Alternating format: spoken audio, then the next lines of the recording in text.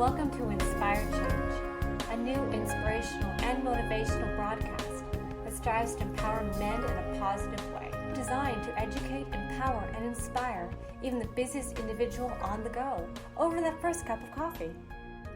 Please join me in welcoming Gunter Swoboda, international psychologist, author, speaker, and producer. Welcome everybody to another episode of Inspired Change. So again, there's hopefully going to be some new listeners, and welcome back to all those of you who've been joining me for season 1 and hopefully now for season 3. So what are we going to be talking about today? Well, as you may well be aware, the last couple of podcasts have essentially been about dealing effectively with chaos, crisis, and the unexpected, and possibly looking at what we believe to be uncontrollable circumstances. So where did I start with that? Well, firstly, it was about looking at developing a strategy, okay? Now that strategy has certain parts. And so one of those initial parts is to be more self-aware. And in the last podcast, I talked about becoming a psychological ninja. And on reflection, I didn't sort of really explain a lot about what I mean with that. And that is firstly that if I think about what a ninja is they've got this capacity to blend in and move through their environment without disturbing it a great deal. So how does this fit here? Well, firstly, in order to do that, we need to be, firstly, self-aware, and we need to be able to be centered in the moment. So I've talked about, how mindful practices offer a way for us to disengage from the hectic nature of our world around us. The other aspect to it is knowing and understanding how to identify what I have control over and what I don't. Okay, it's a very important distinction. Now, I've focused in the last session essentially with the idea of coping with negative emotions.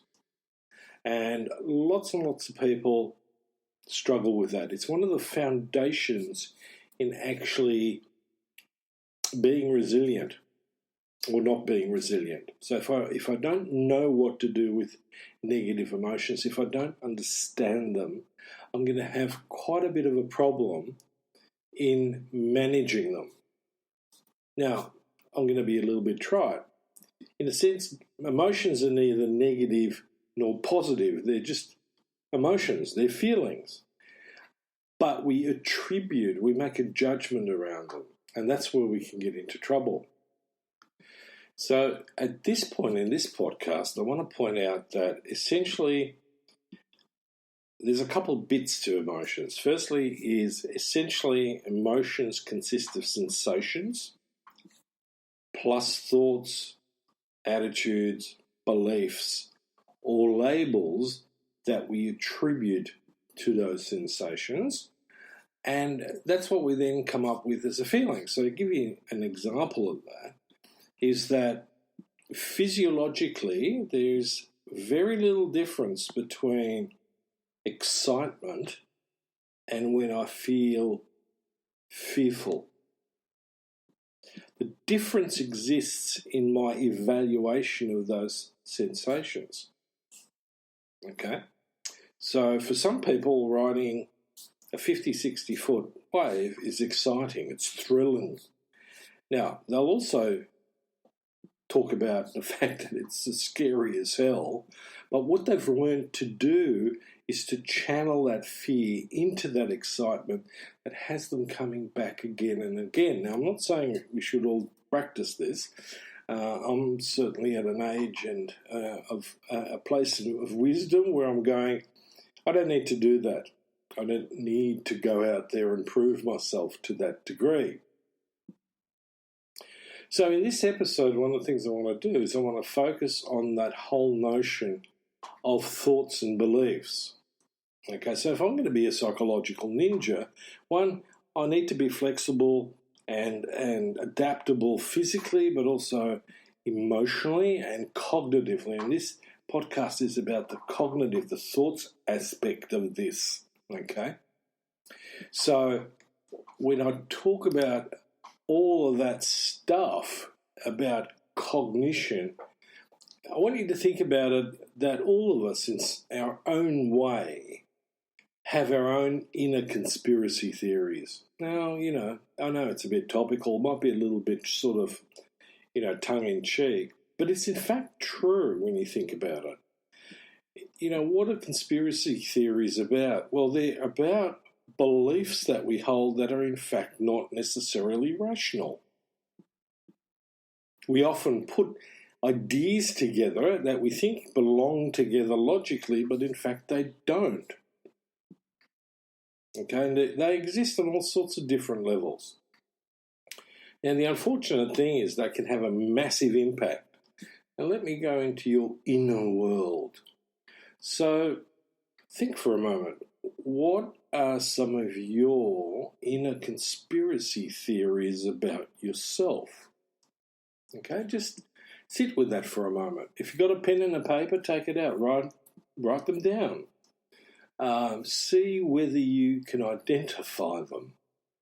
So let me explain a little bit about the types of conspiracy theories that you might hold, or those irrational beliefs. Now, fundamentally, categorically, they're about demands. And these are the primary irrational beliefs. They often feature phrases such as, I must, I have to, I should, I need, and ought to, and they're absolutistic. So, for an example, I'd love to succeed, and therefore I have to. It doesn't give you exactly a lot of wriggle room around what happens if I actually don't succeed at this particular whatever it is that I'm trying to achieve, whether that be in sport, in relationships, academically, professionally. So the more invested we are in this inner demand, the more likely I am to create that bit of the conspiracy theory that goes, if I don't, then I am no good. So outside of that, most of our irrational beliefs and conspiracy theories about ourselves follow the following framework. So we tend to awfulize things. Now, in a therapy that I was trained in called rational emotive behaviour therapy, awful is defined as anything that is evaluated as being worse than 100%. So, for example, if I don't succeed at X, that will be awful. In other words, what I'm telling myself, my conspiracy theory about myself at that is, I'm convincing myself that because I didn't succeed at this, that I am just awful. I'm a failure. And again, in that context, failure is more than 100%, or at least equivalent. Now, no one is 100% of a failure. Okay? So it's really important to be able to understand that I'm going to explode some of this to the point where it distresses or disturbs me, and where I can in fact start to encounter experiencing anxiety. Okay? The second aspect to it is what we call low frustration tolerance. Now, low frustration tolerance is essentially an acknowledgement of a struggle, or that I'm asserting that that struggle is truly unbearable and I cannot, and I'm going to use this specifically, I'll not survive it. But we don't use that, I won't survive it. We usually go, I can't stand it. So it becomes a little bit like a phrase that I throw out in my head. Oh, I can't stand it. So, my boss didn't say hello to me this morning, and that I can't stand it when he or she does that. Or You know, the traffic was terrible this morning, and I couldn't stand sitting there in the traffic, and it was just killing me. Now, that language is highly emotive, and it's in fact rubbish. For a start, you're stuck in your car. Where are you going to go? Okay, so that low frustration tolerance is really critical. It is also an active ingredient in dependencies, addictions. If I don't have that drink, or if I don't get to use, I can't stand it. We also apply that to pain a lot of times. When I was working with people in injury recovery, often their mantra was, I can't stand the pain, I can't stand the pain. But the reality is we need to find some other mechanism, because that pain may in fact not go anywhere. What we need to look at is the capacity to deal with that pain. And that goes for emotional pain. If my girlfriend dumps me, I can't stand it. Of course you can. It's going to be highly unpleasant, but in time you'll overcome that. You'll move beyond it.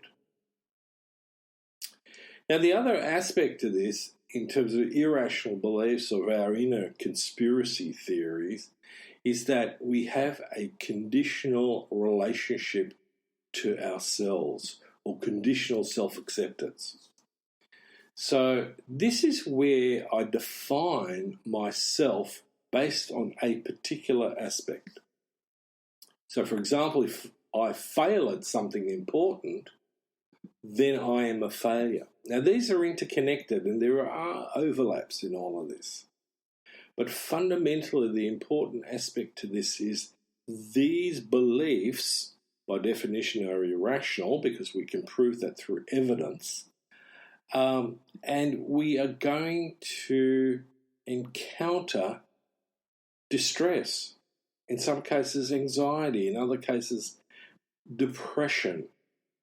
In other cases, we try to deal with all of this through avoidance. Don't let me get into a difficult, complicated situation because I don't think I can cope with it.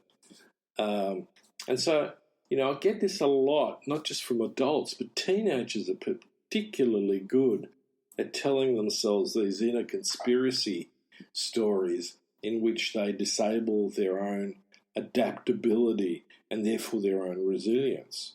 So if we're going to deal with the world at large in all its shapes and forms, and other people in all of their ways, we need to be really discriminating about how we think, how we construct that inner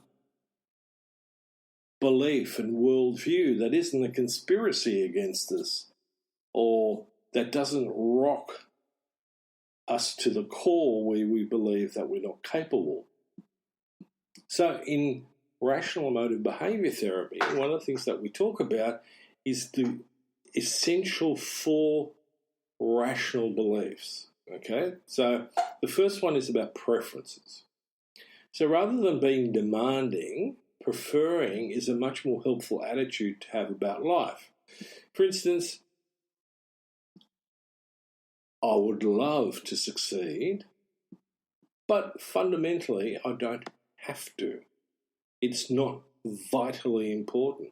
So I don't have to get 100% on that exam, or I don't have to have everybody like me. It'd be nice. It'll be, again, a preference if that were to occur. But I can't demand that that's what's going to happen. The next one is about establishing an anti-awfulizing attitude. So nothing in this world could not be worse. And anti-awfulizing beliefs reflect this. For example, if I don't succeed in this course, it may be bad, but never truly awful. Remember that 100+% bad. It's not that bad. There's always a room for a wriggle room, essentially. There's always room to sort of go, yeah, it would have been nice if I got that 100%, but it didn't happen. I got 95. Or even if I got 65, at least I passed. So it's that place where I now become a cognitive ninja. I can be flexible. But that requires my self-awareness, okay? It requires me being able to generate these rational beliefs. The other thing that's fundamentally important, and I think this is from childhood onwards, is the development of high frustration tolerance. Usually we tell ourselves we can't stand something when in fact we don't like it. And I might dislike it a great deal. High frustration tolerance enables me to face difficulty with much more courage and resilience. So, for example, if someone's rude to me, I don't like it, but I can stand it, and it would be worth the struggle. So does that make sense? It is, increasing my capacity to deal with adversity. Not everyone's going to like me. I'm not going to like everybody else. Why should I hold a belief that says everybody should like me? It's a nonsense. And so that flexibility around that belief of high frustration tolerance, which is not just a belief or an attitude or a thinking process, it's actually more than that. It's a sensed experience. Now, the final bit that I think is fundamentally critical is unconditional self-acceptance. We're far too complex to be rated on one aspect or dimension in our life. In fact, it's impossible to truly define a human being in any one way. It's like, when you ask a question, what are my, characteristics? Well, there's many of them. There's, it's part of my identity, it's part of my roles. There's lots and lots of aspects. So, for example, I like to believe that I'm a really good parent. I'm sure there's other parents who might be better than me. But am I defined by simply being a parent? No, I'm not. The other part to it is we're really a lot better off rating our behaviour than ourselves. It's a bit like when I deal with a child. I don't tell them that you're a naughty boy or girl. I'm going to target that child's behaviour. Oh, I didn't like your behaviour at that point. So I didn't like you biting me, or I didn't like it when you deliberately spilt your bowl of food on the ground. That behaviour is naughty. So again, if I fail at something, then I'll have failed at an important thing. It's a behaviour, but that does not make me a failure, because I understand that I'm a fallible human being. And I've spoken about this again and again and again in many previous podcasts. And if we can only get this together, then we really have laid the foundation of being a psychological ninja. So, coming back to this, if we are able to do that, we're going to deal with crisis all the better. Now, in the next session, what I want to do is build on this. Okay, so we're going to build on creating a greater sense of self-awareness, being very mindful, being flexible, adaptable, both behaviourally or physically, behaviourally, emotionally and cognitively, and socially. And now we're going to build that into a resilience plan. And I'm going to take you through in the next podcast how to do this. Now, in order to be effective with it, my suggestion is get a journal and start writing things down. Thanks for your company once again, and until next time, I'm signing off. Thank you for listening to Inspire Change with Gunter. Gunter Swoboda does individual and group coaching for men looking to grow. For more information on this and the global Making Good Men Great movement, check out goodmengreat.com to get into contact. If you have a topic for the show or would like to be a guest on the air, please email producers at Miranda at noirtainment.com. That's Miranda, Miranda, at noirtainment, noirtainment.com.